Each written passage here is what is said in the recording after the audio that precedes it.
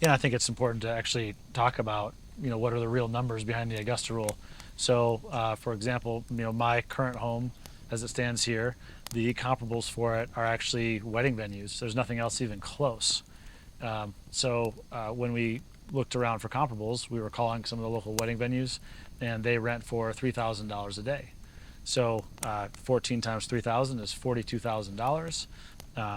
Applying the highest tax bracket and also the Idaho state taxes both, because also some people don't realize that it's both taxes, Oh yeah, state and federal. depends on the state. So that depends on the state. So we are receiving it's like 17,100 and some dollars a year benefit when we get all 14 events in a year. So it's not an insignificant benefit, and that's on autopilot year after year once we establish the events that we're going to host.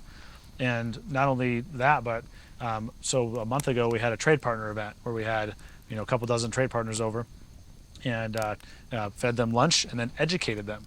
And we're educating them on the national situation in construction, because we own construction businesses.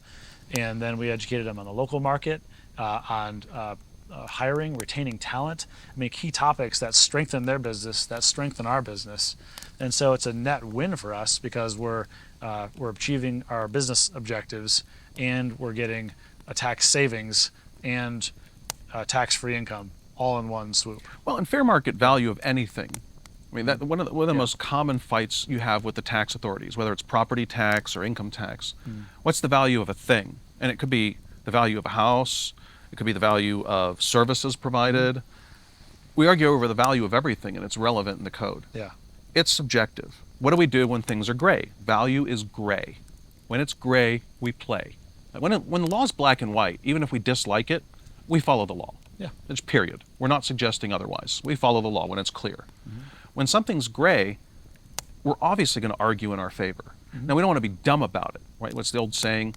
Little pigs get fat, big hogs get slaughtered. Yep. So going and pulling a full hotel value, including the personal property, and overinflating your home's rental value, that's not good.